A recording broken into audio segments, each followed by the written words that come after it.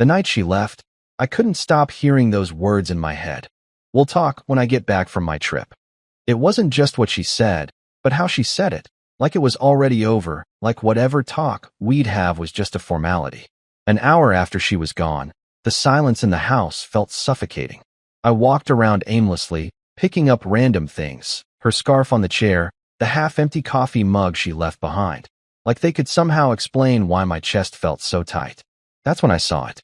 Her old phone, the one she used before upgrading last month. She'd left it on the shelf in the living room. I don't know what made me pick it up. Maybe I was desperate. Maybe I was looking for any sign that I was wrong. But when I turned it on, I found something I wasn't ready for, a message that simply read, "Same hotel, same plan." No name, no emojis, just those 4 words, sitting there like a bullet waiting to hit me. The timestamp? 2 nights ago, at 1:13 a.m. I told myself it could be nothing. Maybe a coworker. Maybe just some innocent inside joke. But then I saw the unsent drafts in her notes app. Long, rambling texts she'd started and deleted. One said, "He'll find out if I'm not careful." Another just said, "After the trip, I'll tell him." My stomach dropped. My hands were shaking. I didn't want to be that guy, the paranoid husband who reads into everything. But at that moment, I felt like I didn't even know who she was anymore. I didn't sleep that night. I couldn't. Instead, I made a decision. If she wanted to talk after the trip, I was going to find out the truth before she even came back. And trust me, what I uncovered over the next 48 hours turned my entire world upside down. I woke up the next morning with that message burned into my brain. Same hotel, same plan. It kept repeating like some sick mantra, each word cutting deeper than the last. My first instinct was to call her, demand answers, but something in me said no. If she was lying to me, confronting her too soon would only make her cover her tracks. I needed to be smart. I needed proof. The first thing I did was check our shared credit card account online. I wasn't expecting much. Lila's always been careful with money, but there it was, clear as day. A reservation at a boutique hotel 3 towns over. Not the beach resort she told me about. Not even close. I stared at the screen for a long time, trying to convince myself it was all some mix-up. But deep down I knew. It wasn't. I decided to call her under the pretense of just checking in. She answered on the second ring, sounding breathless, almost like she'd been running or hiding. There was noise in the background, music, voices, and the unmistakable clinking of glasses. She said she was having lunch with her friends. I didn't call her out. I just listened, nodding along to every lie, my jaw tightening with every fake laugh she gave. When the call ended, I couldn't sit still. I needed to see this for myself. I packed a small bag, got into my car, and started driving. The hotel was an hour away. My hands gripped the steering wheel so hard that my knuckles went white. I don't even remember the drive. I was just running on pure adrenaline. When I got there, I didn't know what I expected. Maybe I thought I'd catch her in the lobby. Maybe she'd be alone, and I could convince myself it was all a misunderstanding. But instead, I saw her car parked outside, right where the reservation said it would be. I sat there in my own car for almost an hour, just watching. My heart was hammering, my mind racing through every possible scenario. And then, it happened. She walked out of the hotel. But she wasn't alone. The man beside her was tall, well-dressed, and he had his hand on her lower back like it belonged there. And worse than seeing him was seeing her. The way she looked at him, smiling, leaning in close, was a look I hadn't seen in years. Not directed at me, anyway. I don't remember driving home that night. I only remember the feeling. This crushing, suffocating weight on my chest. I wanted to scream, cry, smash something, but I just sat there, silent, because a part of me still couldn't believe it. And that's when I realized something terrifying. If she was willing to lie so effortlessly, what else was she hiding? I didn't sleep for 2 days after seeing her with him. Every time I closed my eyes, I saw that smile, the kind of smile that used to be mine. I kept replaying the moment, dissecting every tiny movement of hers. The hand on his back, the way she tilted her head when she laughed. I felt like a ghost inside my own marriage. The worst part? I still couldn't bring myself to confront her. I needed to know everything before I did. I needed the full story, no matter how much it hurt.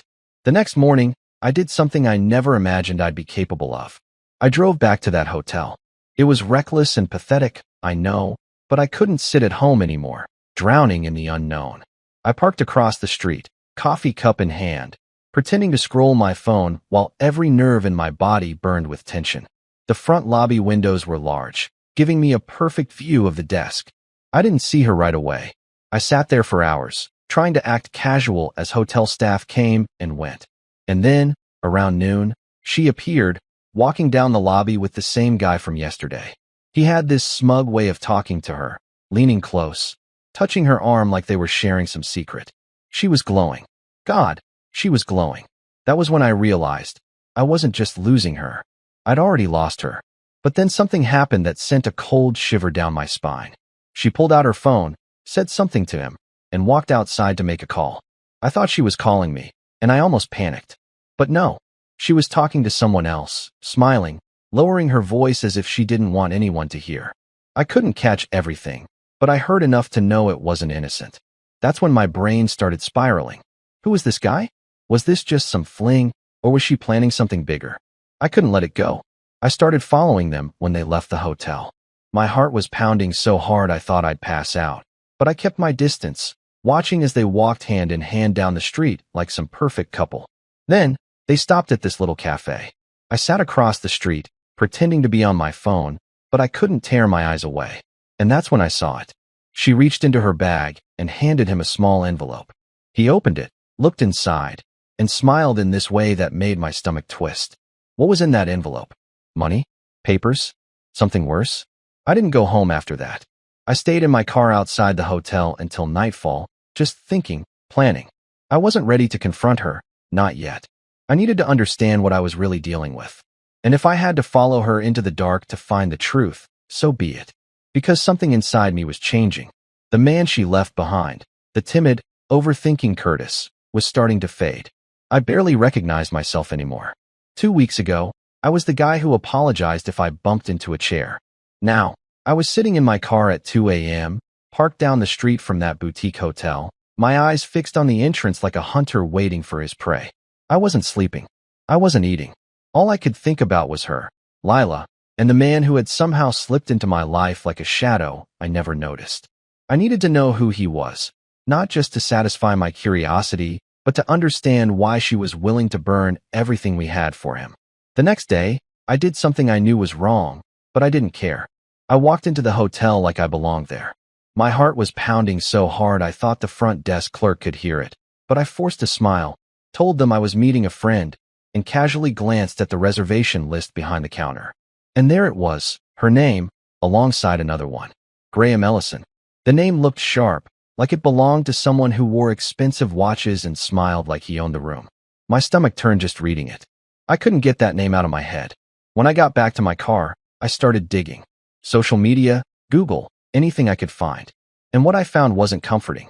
Graham wasn't just some random guy. He owned a small real estate company. His photos made him look like the kind of man who had never once doubted himself, the kind of man women noticed. And there she was, Lila, smiling in the background of one of his company's event pictures. It wasn't even old. It was from last month. She never told me she went to that event. That night, I drank half a bottle of whiskey, staring at my phone, trying to decide if I should call her and scream or just drive over and tear that hotel apart. But then I thought about what I saw earlier, that envelope. Something about it felt bigger than just an affair. What was she giving him? Why did she look so serious when she handed it over? I told myself I'd just watch them for one more day. One more day, and then I'd confront her. I parked in the same spot, the same cold coffee in my cup holder, and waited. When they finally came out of the hotel again, I noticed something different. She wasn't glowing this time. She looked tense. She was talking fast, waving her hands around like she was trying to convince him of something. Graham didn't look happy either. He kept shaking his head, and then he grabbed her arm, not in a gentle way, but firm, like he wanted her to stop talking. I don't know what came over me, but I started following them again. This time they didn't go to a cafe. They drove out to this empty industrial area on the edge of town. My pulse was racing. Why would they go there? I parked a block away and followed them on foot, sticking to the shadows. That's when I saw it. The envelope. She pulled out another one, thicker than before, and handed it to him. He opened it, glanced inside, and smiled. That smug, infuriating smile I wanted to rip off his face. Then he leaned in, whispered something in her ear, and she froze. Not in a good way. Her whole body stiffened. I don't know why, But I knew in that moment, this wasn't just about cheating. There was something bigger here, something she wasn't telling me, something that scared even her. And I was about to find out what it was. I sat in my car that night for almost 3 hours, my hands glued to the steering wheel, staring at the empty road like it could give me answers. The way she froze when Graham whispered in her ear, it wasn't just guilt I saw. It was fear. Pure, raw fear. I kept replaying it in my mind, over and over, until I started questioning everything I thought I knew about my wife. Was this man blackmailing her? Was she in some kind of trouble? Or was I just seeing what I wanted to see, trying to find a reason for her betrayal that made me feel less pathetic? I told myself I'd get the truth, but the thought of confronting her made me sick. Lila has this way of looking at me, even when she's lying. That makes me doubt my own sanity. No, if I wanted answers, I'd have to go to the source. Graham, the man who was stealing my life piece by piece without even breaking a sweat. I didn't sleep that night. Instead, I dug deeper into his life. Social media posts, property records, everything. I learned that he liked to jog early in the mornings near a park not far from his office. I don't know why I fixated on that detail, but the next day, I was there before sunrise, sitting in my car with a baseball cap pulled low, watching the trail like some kind of second-rate detective. And sure enough, at 6:15 sharp, there he was. Expensive running shoes, earbuds in, looking like a man who had never been knocked down in his life. I followed him for a bit, my heart pounding so hard I thought I might pass out. I wasn't sure what I'd do when I caught up. What do you even say to the guy who's touching your wife behind your back? Hey, thanks for ruining my marriage. Can we talk? But I kept going, adrenaline pushing me forward. When he stopped to stretch, I saw my chance. I walked up, tried to act casual, and said something dumb like, "You run here often?" He looked at me with this polite, distant smile, like he was already trying to figure out if I was worth his time. Up close, he was even worse than I imagined. Charming, confident, the kind of guy who probably had a dozen women smiling at his texts before breakfast. We chatted for a minute, just small talk, and I played it cool. He didn't recognize me, of course. Why would he? I was just another nobody in his perfect little world. But when I casually mentioned Lila's name, just slipped it into the conversation like I was talking about someone I kinda knew, I saw it. The flicker in his eyes. He knew exactly who she was. He smiled, but it was different now, tighter. And I knew I had him. He mumbled something about needing to get going. And just like that, he was gone, jogging down the path like I hadn't just shaken his perfect world a little. I stood there, watching him disappear, my mind racing. He knew I existed. He knew I was close enough to be dangerous. And if I'd seen that flash of recognition, maybe he'd seen something in me too. The quiet husband who wasn't going to stay quiet anymore. That night, I got a text from Lila. Just a simple, "Hey, everything's good. Talk when I'm back." But all I could think about was Graham's eyes when I said her name. I'd rattled something. I just didn't know what. Yet, the day after I met Graham on the jogging trail, I couldn't focus on anything. My head was a storm of questions, theories, and half-baked plans. I kept seeing that flicker in his eyes when I said Lila's name, like a crack in his polished facade. It was subtle, but it was there. And once I saw it, I knew I needed to dig deeper. I couldn't just sit at home, waiting for Lila's fake smiles and vague texts anymore. I had to follow him, see what he was hiding when he wasn't parading around in running gear pretending to be just another clean-cut businessman. That evening, I parked near his office building. It was one of those modern glass towers with shiny windows and fake plants in the lobby, the kind of place where people wear suits just to answer phones. I waited for over an hour, sipping on terrible gas station coffee, while my anxiety chewed me up from the inside. I told myself I'd leave after another 10 minutes. And then I saw him. He walked out of the building like he owned the city, tailored suit, phone in hand, not even noticing the people he brushed past. I waited until he reached his car, a black SUV that looked brand new, and I started my engine just as he pulled out of the parking lot. I stayed far enough behind to keep out of sight, but close enough that I could still track him through the evening traffic. My palms were slick with sweat, my heart pounding with every turn he made. He didn't go home. He didn't even go anywhere that made sense. Instead, he drove to the other side of town, to a part of the city I'd barely been in. Old warehouses, half-abandoned lots, and flickering streetlights. It didn't look like the kind of place a guy like Graham would hang out. I killed my headlights and followed him on foot after he parked, ducking between shadows like I'd been doing this all my life. He walked into one of those rundown brick buildings that looked like it hadn't seen daylight in years. The door wasn't locked. I shouldn't have gone in. Every part of me was screaming that this was a bad idea, that I was stepping into something I didn't understand. But I pushed the door open anyway. The inside was dim, lit by a few industrial lamps. There were tables, papers, and boxes stacked like someone was either moving in or planning to leave fast. And then I heard voices, not just Graham's, but at least two others. I crept closer, keeping to the shadows. What I heard made my blood run cold. They weren't talking about real estate. They were talking about money, but not in a business sense. It sounded like payoffs, like something illegal. I caught fragments. The second payment clears tomorrow. Keep it quiet. She doesn't know the full amount. My stomach churned. Were they talking about Lila? Was she somehow involved in this? I stayed hidden for as long as I could, but then a chair scraped, and one of the men, not Graham, glanced my way. I don't know if he saw me, but my pulse spiked and I stumbled back, nearly knocking over a stack of boxes. I bolted for the exit before anyone could follow. By the time I got back to my car, my hands were trembling so badly I couldn't even start the engine on the first try. Driving home, I couldn't stop thinking about what I'd heard. This wasn't just an affair. This was something bigger, something dangerous. And if Lila was tangled up with a man like Graham, then she wasn't just lying to me. She might be in serious trouble. Or worse, she might have dragged me into it without even knowing. I knew I had to make a choice. Confront her the moment she got back or keep following the threads, no matter where they led. And right then, as I sat in my driveway staring at the dark windows of our house, I realized I wasn't ready to face her yet. Not until I knew the whole truth. I didn't know how to look at my house anymore. I sat in the driveway for what felt like hours, staring at the window where Lila's plants sat lined up like cheerful little lies. Every detail of our life together suddenly felt like a set piece in a play I didn't know I was part of. When I finally walked inside, it felt empty. Not just because she wasn't there, but because everything I thought I knew about her was unraveling. The next morning, I decided I couldn't just keep circling the same questions. I needed to dig deeper into Graham. I spent hours combing through his company's website, old press releases, news articles. It was mostly boring PR garbage, photos of him shaking hands, smiling next to people who looked rich enough to buy my entire life without blinking. But then I stumbled onto something that made my stomach twist. There was a photo from 3 months ago, some networking event, and right there in the background, half hidden by a crowd of people, was Lila. Not smiling at me, not even acknowledging me, but laughing, glass of champagne in her hand, looking like she belonged in his world. I couldn't stop staring at that photo. I zoomed in until her face was pixelated, until all I could see was the shadow of that smile I used to think was mine alone.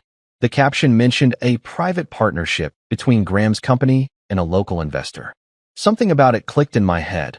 Lila's sudden interest in working late, the mysterious calls, the envelopes. Was she part of his business deals? Was this about money? Or was it just an affair that happened to intersect with his work? I decided to find out. That evening, I drove back to that warehouse district. I parked a few blocks away, blending into the dark like I was some washed-up detective from a bad thriller. The building was quiet this time, but I saw movement inside. A figure pacing, phone pressed to his ear. I recognized Graham's posture even from a distance. I stayed low, creeping closer, trying to catch pieces of his conversation through the cracked window. What I heard made my blood run cold. He wasn't talking about business. He was talking about her. She's nervous, he said. She's asking too many questions. If she backs out, it's on her. There was a pause, and then he laughed. A cold, sharp sound that made me want to punch something. No, her husband doesn't know. He's not the type to find out. Trust me. I stood there frozen, my breath fogging up the glass. He was talking about me. He thought I was nothing. Invisible. And maybe that's what I'd been all this time.